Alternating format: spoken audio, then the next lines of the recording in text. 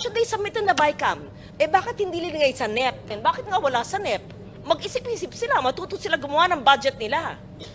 Bakit tayo mag-iisip ngayon ba't wala sa NEP?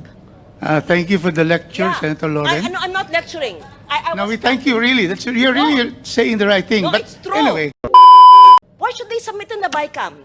Pag-isipan nila ang kanilang NEP, National Expenditure Program, the President's Budget. That's why ayaw na ayaw namin ma-insertion sa BICAM. Kasi dapat kung mahalaga yan, nasa NEP na yan. 22% of our people who are in Mindanao, 22% of the 119 million Filipinos.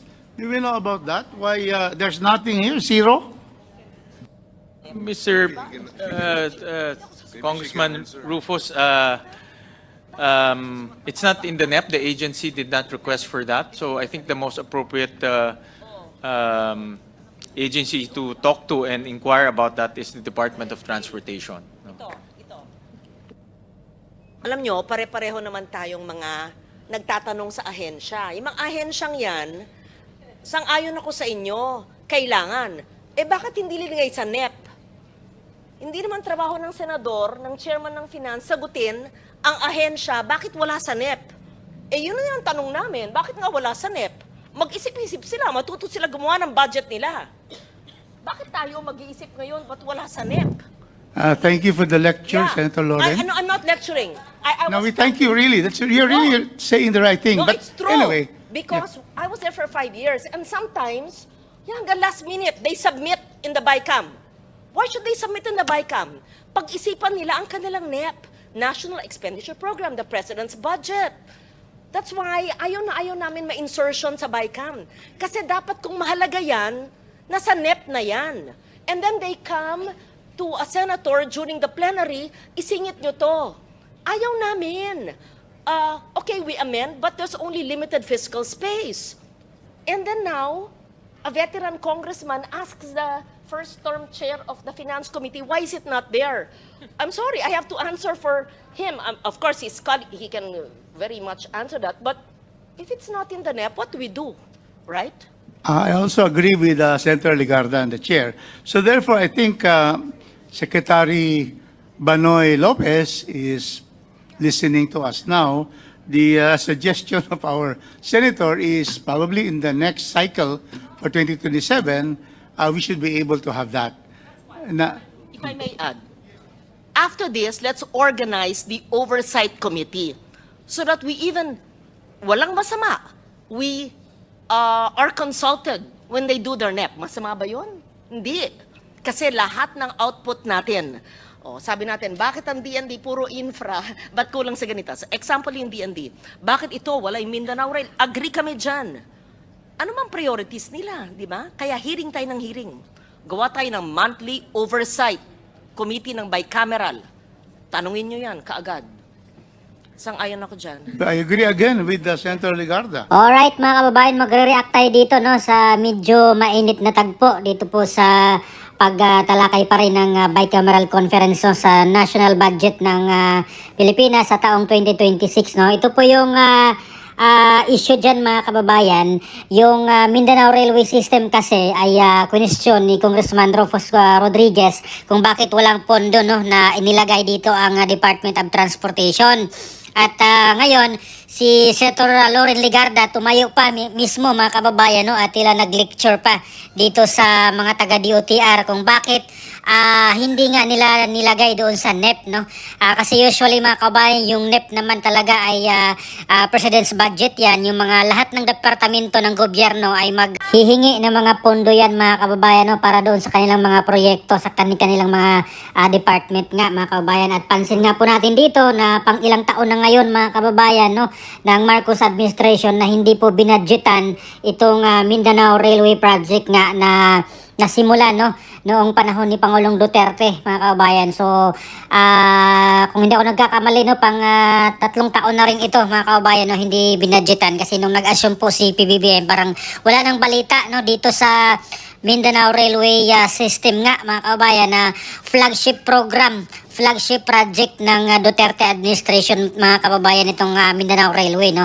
At hindi lang po yan, mga kababayan, no? Tila yung ibang mga malaking proyekto sa Mindanao din ay wala masyadong ganap, pati yung agriculture. Kanina tinalakay rin po nila yan, mga kababayan dyan, yung sa agriculture nakikipag-usap pa si Congressman Rufus Rodriguez dito kay dito kay Senator Kiko Pangilinan, no? Siya yung chairman ng Committee on Agriculture, na bigyan naman ng pansin yung Mindanao rin kasi nga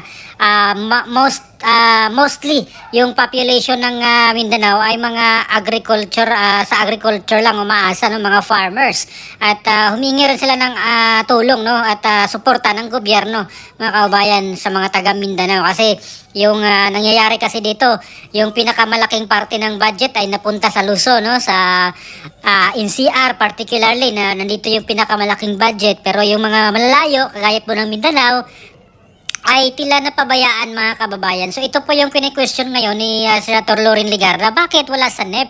Bakit hindi nila nilagay yun? Kung priority nila yan, bakit hindi nilagay sa NEP?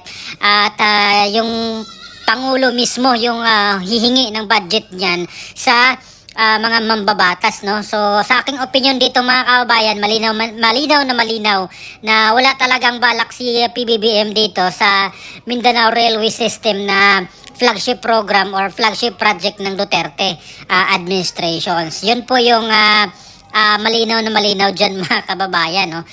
Hindi po niya pinunduhan itong proyektong ito. At kung makikita natin, nandun nga siya, nauna nga siyang nag-inspect noon sa Bukana Bridge, no, sa Davao City, no.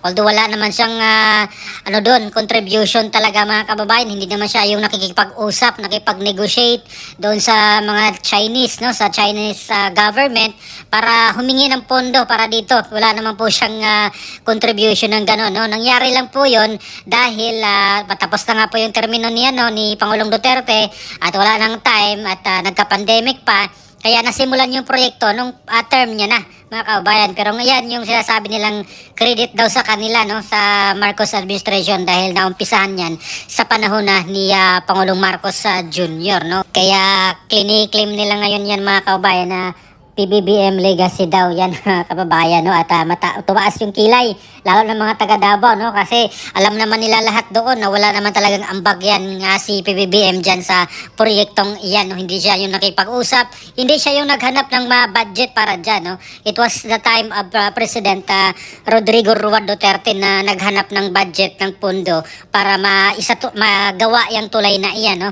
Bali parte ng coastal road ng proyekto ng city government of Davao City, no, para maibisan yung lumalalang traffic ko dyan sa Davao City, mga kababayan. At ngayon, itong Mindanao Railway nga, so sana dito po magpakitang gila si PBBM.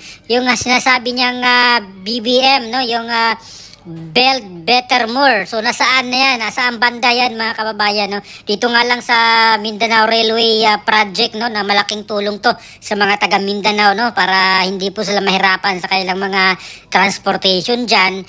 At ito na sana yung pagkakataon niya na magpakitang gilas. Kung talaga bang build better more ka, bakit hindi mo pinunduhan yung Mindanao Railway System lang, mga kababayan? Yan pa nga lang, no? Wag isip-isip ka na talaga. So dito pa lang talaga makikita natin na wala talaga siyang pagmamahal dito sa mga taga Mindanao, mga kababayan. At in fairness dito kay Congressman Rufus Rodriguez, mga kababayan, no, consistent po siya dito tuwing may mga ganitong budget hearing. Talagang tinatanong niya kung may pondo ba itong Mindanao Railway System niya para sa mga taga Mindanao, mga kababayan, no. Talagang iniisip niya yung population ng Mindanao, no, na hindi naman masyadong mapabayaan dito, no, sa gobyerno ng nandito sa Luzon. Kaya talagang nag-ano siya dito, nag-follow up, mga ganyan. Pero sadly, ay wala talagang pondo, mga kababayan, na inilagay dito, no. Hindi priority ng Marcos administration itong Mindanao Railway dyan sa Mindanao, mga kababayan, no. At sana yung mga tulay nga, mga kababayan, na pinagmamalaki nila itong dito sa Cavite Bataan Interlink Bridge, no, na may mga plano-plano na. Iwan ko kung matuloy pa kaya yan, mga kababayan, no. 3 years na lang yung termino ni PBBM at di ko alam ano ng status ng tulay na yan, kung matuloy pa ba yan mga kababayan. No? Although nagsimula naman yung plano niya nung panahon pa ni Pangulong Duterte, pero wala ng panahon, kaya sa panahon ni PBBM ay tinalakay yan mga kababayan. Pero hindi ko alam kung ano na pong status, no? Kung talaga bang matuloy yan sa panahon ni PBBM mga kababayan. So yun na lang siguro yung maiwan yung legacy kung matuloy yan, no? Yung Cavite-Bataan Interlink Bridge, no? Pati yung doon sa Panay, no? Sa Negros, Iloilo, Guimaras, mga kababayan, kung matuloy din yun, yung proyektong iyon, no? Although meron na pong pera yun, mga kababayan, no? May inutang na po, na-release na po yata yung inutang nilang budget para dyan, pero may mga nagsasabing parang ginamit doon sa iba pang proyekto, no? Kaya hindi na simulan yung Panay Guimaras Negros Bridge doon, no? Sa region sa 6 mga kababayan. At isa din sa dahilan bakit medyo uminit yung ulo dito ni Senator Loren Legarda dahil nga dito sa pinaka-controversial na budget insertion na ayaw na po nilang maulit, no, or mangyayari sa ganitong mga estelo ng ibang mga department, no, dito sa ating gobyerno na bigla-bigla na lang doong lulusot, no, or pupunta doon sa kanila at manghingi ng budget or sabihan yung congressman or kaya yung senador na isingit mo yan, mga ganyan, no. Although tapos na po yung budget na aprobahan na po yung budget ng DOTR, no, mga kababayan, tapos na noong Martes yata na approve na po yung ilang budget for 2026. So mga ganitong usapan, no, sa mga ganitong style siguro, baka ito yung practice noon, mga kababayan, no, kaya maraming mga budget insertion na mga nangyayari, no, behind the scene kasi first time ito na nangyari na naka-live stream. Meron mga media na nakabantay doon sa bicameral conference, no, kasi noong mga nakaraang taon ay wala pong ganun mga kababayan, sila lang po yung nandoon, sila yung nag-usap, yung mga galing sa Senado at sa Kongreso, no, kaya siguro nakakalusot, no, na may biglang pumunta doon, sabihan si congressman na isingit mo yan, mga ganyan, kasi mga nakalimutan yung budget, for example itong Mindanao Railway project na hindi nilagay talaga intentionally nila or intention talaga nilang hindi ilagay doon sa NEP, no, sa National Expenditure Program, tas doon na po sila manghingi ng budget pagdating na sa bicameral conference, so which is mali nga mga kaubayan, at baka ito yung mga dahilan bakit maraming mga budget insertion, no, na hindi lang po alam ng taong bayan dahil sila lang ang may alam, no, sila po yung nandoon sa pagkakataong iyon. So ano po masasabi nyo dito mga kababayan sa medyo mainit na usapin, no, dito po sa Mindanao Railway na tumindig pa dito, tumayo pa dito si Senator Loren Legarda na bigla-bigla na lang daw sabihan sila na insert mo yan, mga ganyan, maglagay ka ng budget dito. Although tapos na po yung usaping yun, no, na aprobahan na po yung budget ng DOTR. So ano pa masabi nyo dito mga kababayan? Please comment down below. Maraming salamat. God bless po sa ating lahat.